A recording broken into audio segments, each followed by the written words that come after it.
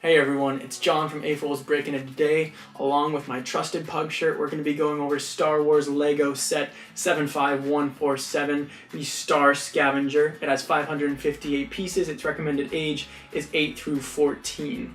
Now we're going to be doing two things today in this video for you. One, we're going to be doing an unboxing and sort of a speed time-lapse build. And then two, at the end, we're going to be doing a quick set review and give you some of the pros and cons, a little bit of what I do and do not like about this set.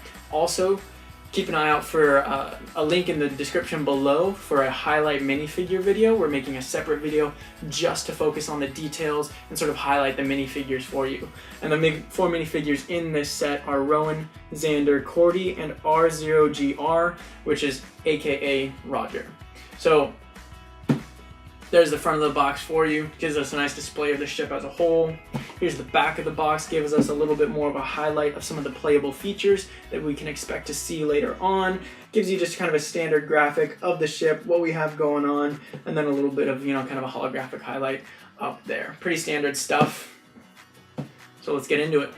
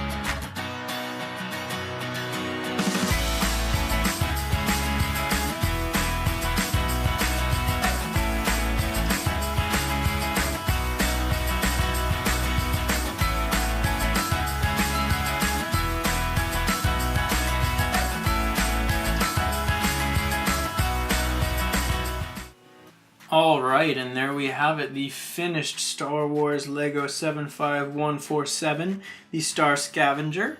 It's a pretty nice looking build at the end. I was actually sort of surprised. My general impression of this set is that it looked kind of clunky, that it looked like a little awkward as a ship in general. However, I was actually pretty happy building it. It's got several pieces that sort of clip together that make it sort of interesting. Here we have sort of the front that clips on and off like that, in a modular way, and then we also have these wings sort of in the back and the top here that unclip like that, fold down, and then sort of release our little bulldozer looking piece right here. So it's a really interesting, oh, lost some gems there. It's a really interesting set in terms of sort of what you can do with it here. And then you put these little legs down like that, and you can set your bulldozer up to walk. And then it has a little spot for a minifigure to fit inside there with a little steering wheel, and then enough room for a minifigure to sit on in back as well, which is sort of where Roger is supposed to go. It also has a little bit of up and down action here for the actual bulldozer piece, kind of standard windshield, and then of course these legs fold out in front in order to be docked in the back of the ship. So that's pretty neat. Each wing is pretty nicely constructed. Each wing has a little decal there on it, as we can see here. And then there are 3 engines in the back. They use these little translucent blue studs to sort of give it that cool engine feel, like a blue blast of energy. And then we also have these mobile or swiveling sections of the wings that fold out like that and actually create, you know, a more complete wing look for the ship. And then they also fold in like that and bend down. So looks really cool. There's a couple different movable pieces to it. On the bottom here we have 4 little studs that sort of operate as our landing gear more or less, but they're always just sort of in the same spot. Everything's pretty clean on the bottom here, put together well. It's got these little bumper pads on each kind of contact point for the ground there. It has this opening cockpit up front in order for us to slip a pilot inside. It also has this little panel right here that's actually printed on the brick with a few different controls and screens with some detailed words on it, or supposed words. I mean, they're obviously too small to read. And then it has a nice blue arced windshield piece right here. It looks pretty good. Now on the back of these wings, again, we have those blue translucent studs that sort of operate to give an additional little engine feel to it. And then another neat feature about the front of this ship is that the guns swivel. They swivel a full 360 degrees. I don't know why you'd need them to go a full 360 per se, but it's definitely a nice feature. They just kind of click in there just like that with a single stud. They feel good. Has these sort of additional elongated sections to the blasters, but then also this is where we have our spring-loaded spring shooter with a blue laser, which is pretty nice. Haven't seen too many sets use a blue laser, but this one does, and that's a pretty cool additional feature. So all in all, it was actually a really fun build. Everything is pretty compact, put together well. Some of the neat features in terms of being able to dock this little guy, I think, really make the set stand out. I still think it looks kind of clunky, a little bit awkward as a ship in general.